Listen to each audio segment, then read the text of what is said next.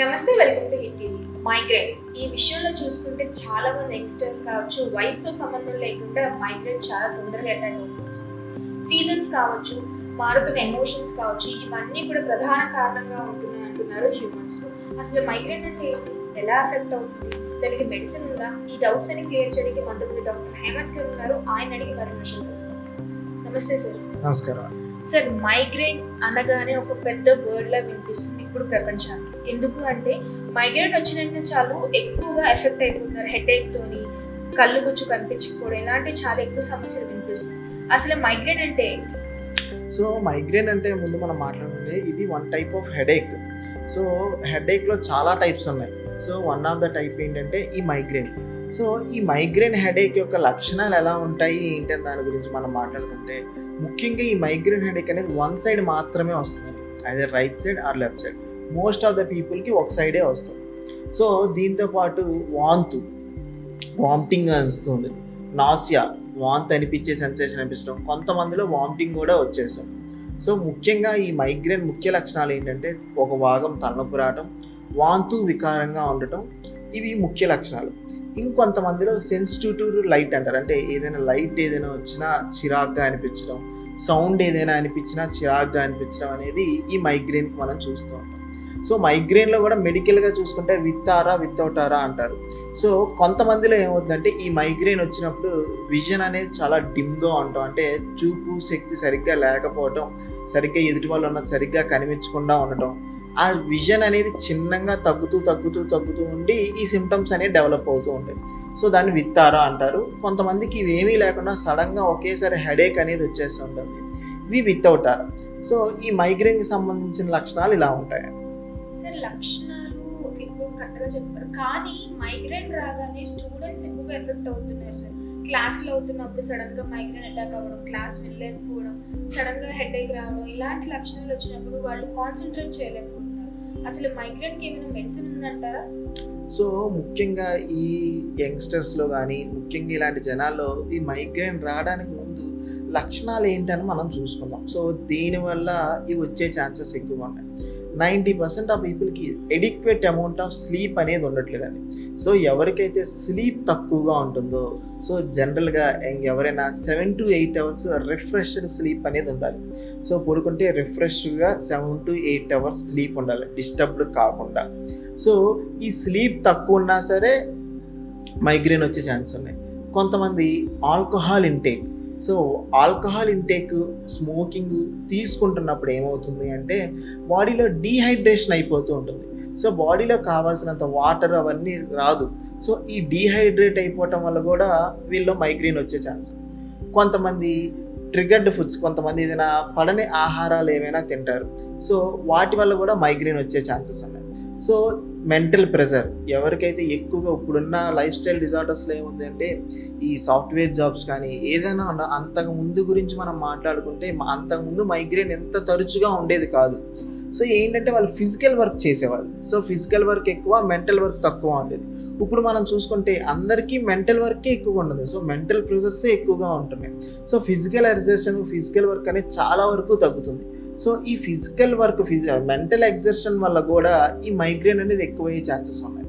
ఈ మైగ్రేన్ అనే వాళ్ళకి ట్రిగర్ ఫ్యాక్టర్స్ ఉంటాయండి. సో కొన్ని ఆహార పదార్థాలు తింటే ఈ మైగ్రేన్ ఎక్కువయ్యే ఛాన్సెస్ ఉంటాయి. అందులో మొదటిది చీజ్. ఇందులో ట్రిప్టోపాన్ అనే ఒక ఎంజైమ్ ఉంటుందండి.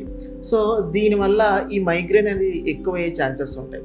సో చాక్లెట్స్ గురించి మాట్లాడుకుంటే ఫినైల్ ఇథిలమైన్ అనే ఒక చాక్లెట్ ఉంటుంది, అనే ఎంజైమ్ ఉంటుంది. సో దీనివల్ల కూడా ఈ ట్రిగర్ ఫ్యాక్టర్ వల్ల మైగ్రేన్ ఎక్కువయ్యే ఛాన్సెస్ ఉంటాయి. సో ఇంకొంతమందిలో ఆల్కహాల్ ఇంటేక్ తీసుకోవటం వల్ల డీహైడ్రేషన్ అయిపోవటం వల్ల, ఇంకొంతమందిలో విటమిన్ సి ఏమైనా తీసుకుంటే, అంటే నిమ్మకాయ చెక్క కానీ, సో నింబుకి సంబంధించినవి, ఆరెంజెస్, ఇవి తీసుకున్నా కొంతమందిలో మైగ్రేన్ ఎక్కువయ్యే ఛాన్స్ ఉన్నాయి. సో ఎక్కువగా ఏంటంటే అండి సాల్టెడ్ ఫిష్ తీసుకుంటే 90% ఆఫ్ పీపుల్కి మైగ్రేన్ ఎక్కువయ్యే ఛాన్సెస్ వరకు ఎక్కువగా ఉంటాయి. సో ఈ ట్రిగర్ ఫ్యాక్టర్స్ని మనం జాగ్రత్తగా కంట్రోల్ చేసుకుంటే సో మైగ్రేన్ అనేది చాలా వరకు కంట్రోల్లో పెట్టుకోవచ్చు. సార్, ఎమోషనల్ బ్యాక్గ్రౌండ్ అంటే ఎమోషనల్ బ్రేక్ డౌన్ వల్ల కూడా మైగ్రేన్ వచ్చే ఛాన్సెస్ ఉంటాయా? సో ఎమోషనల్ బ్యాక్గ్రౌండ్ వల్ల కూడా ఈ మైగ్రేన్ అనేది వచ్చే అవకాశాలు చాలా వరకు ఎక్కువగా ఉన్నాయి. సో ఎప్పుడైతే మెంటల్ ప్రెషర్ తీసుకున్నామో, టెన్షన్స్ ఎప్పుడైతే తీసుకున్నామో, సో నైట్ నిద్ర పట్టదు. సో మెలటోనిన్ అనే ఒక హార్మోన్ ఉంటుంది. ఆ హార్మోన్ రిలీజ్ అయితేనే నైట్ మనకు నిద్ర పడుతుంది. సో ఇప్పుడున్న వాళ్ళు చూసుకుంటే ఫోన్ చూసుకున్నారు, ఫోన్ ఎక్కువ చూసుకున్నారు, స్క్రీన్ టైం చాలా వరకు ఉంటుంది. నైట్ టైం పడుకునే ముందు ఫోన్ చూసుకునే అలవాటు ఉంటుంది. కానీ ఈ ఫోన్ ఎక్కువ చూసుకోవడం వల్ల మెలటోనిన్ రిలీజ్ అవ్వదు. సో ఎవరికైతే టెన్షన్స్ ఎక్కువ ఉన్నాయో, సో దాని గురించి ఎక్కువ ఆలోచిస్తూ ఉంటారు, ఓవర్ థింకర్స్, యాంగ్జైటీ పీపుల్, వీళ్ళు ఎక్కువగా ఆలోచిస్తున్నప్పుడు మైండ్ నుంచి మెలటోనిన్ అనే హార్మోన్ రిలీజ్ అవ్వదు. ఎప్పుడైతే మెలటోనిన్ అనే హార్మోన్ రిలీజ్ అవ్వదో వీళ్ళకి స్లీప్ సరిగ్గా పట్టదు. So one of the factor, sleep సరిగ్గా పట్టకపోవడం వల్ల కూడా మైగ్రేన్ వచ్చే ఛాన్స్ ఉన్నాయి. సో మెంటల్ ప్రెషర్స్ ఎక్కువగా ఉన్న వాళ్ళకి ఈ మైగ్రేన్ వచ్చే ఛాన్సెస్ చాలా వరకు ఎక్కువగా ఉన్నాయండి. సార్, ఆల్ ఆఫ్ సడన్ ఒకవేళ మైగ్రేన్ అటాక్ అయితే కనుక వాళ్ళు తీసుకోవాల్సిన జాగ్రత్తలు ఏంటి?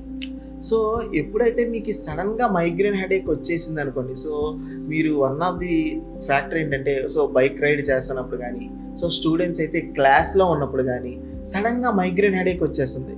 సో అప్పుడు ఏంటంటే చాలా వరకు హెడేక్ వచ్చేస్తుంది. సో అది అన్బేరబుల్గా ఉంటుంది.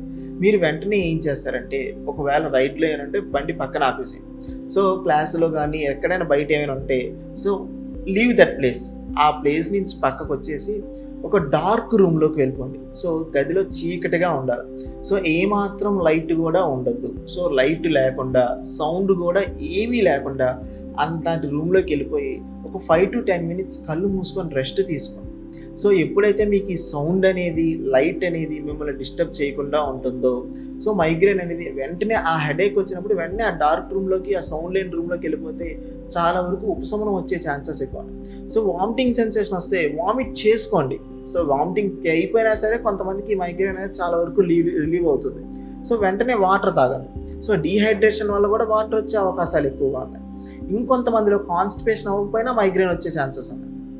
సో ఈ మైగ్రేన్ వచ్చినప్పుడు మీరు దేనిలో ఉన్నారన్నది చూసుకొని ఒక డార్క్ రూమ్లోకి వెళ్ళిపోయి లైట్ లేకుండా, సౌండ్ లేకుండా ప్రశాంతంగా ఒక 10 minutes రిలాక్స్ అవ్వండి. విజువలైజ్డ్ బ్రీతింగ్ చేస్తూ ఉండండి. అంటే మీ శ్వాస ఎలా వస్తుంది, ఎలా వెళ్తుంది అని దాని మీద కాన్సన్ట్రేషన్ చేయండి. సో దీనివల్ల ఈ విజువలైజ్డ్ బ్రీతింగ్ చేయటం వల్ల మీకు మైగ్రేన్ అనేది ఆ టైంలో ఉపశమనం పొందే అవకాశాలు చాలా వరకు ఎక్కువగా ఉన్నాయి. సార్, మైగ్రేన్ రాగానే చాలా మంది మెడిసిన్ యూస్ చేసేస్తూ ఉంటారు. వెంటనే టాబ్లెట్లు వేసేసుకోవడం, రిలాక్స్ వచ్చేస్తుంది అని అంటూ ఉంటారు.